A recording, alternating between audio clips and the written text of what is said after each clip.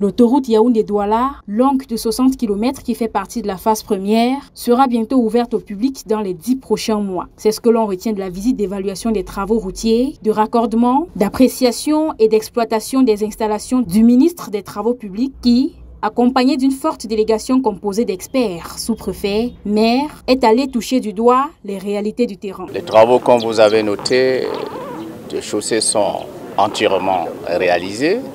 Les travaux de raccordement sont en train de s'achever. Il restera les équipements d'exploitation de l'autoroute, c'est-à-dire les équipements de la gare de PA. Côté avancement des travaux, l'ingénieur assure. C'est un poste où les travaux sont bien avancés. On est au stade donc, de finition, quelques petites finitions, et l'aménagement de l'aire principale, les routes d'accès et ainsi que les clôtures. L'autoroute n'est pas une route ordinaire, dit-on ici. Pour ce qui est de celle Yaoundé-Douala, le ministre des Travaux publics, Emmanuel Nganou-Djoumessi, revient sur les spécificités. L'autoroute n'est pas une route ordinaire.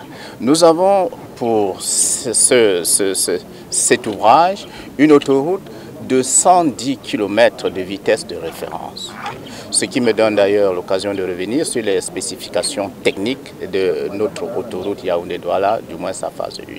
C'est une autoroute de 33,5 mètres de plateforme. Contrairement à certaines infrastructures, contrairement à certains ouvrages autoroutiers qui ont 26 mètres de plateforme.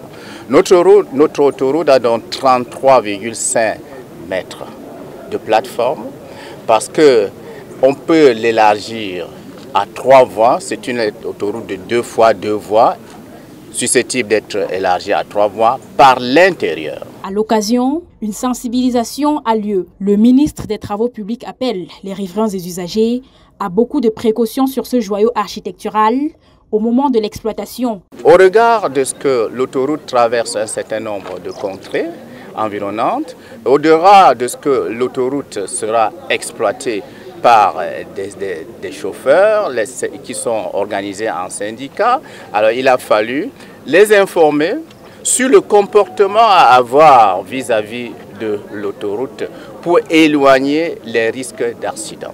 Déjà, il y a une campagne d'information et de prévention qui est menée par les équipes de la gendarmerie depuis quelque temps, mais cela ne suffit pas. Il faut impliquer tous les usagers de l'autoroute, il faut impliquer tous les riverains de l'autoroute. Le Cameroun aura donc sa toute première autoroute d'ici les 10 prochains mois. Les déplacements interurbains Yaoundé-Douala seront sans doute plus aisés et plus rapides, tout en évitant les risques d'accident. Prudence oblige.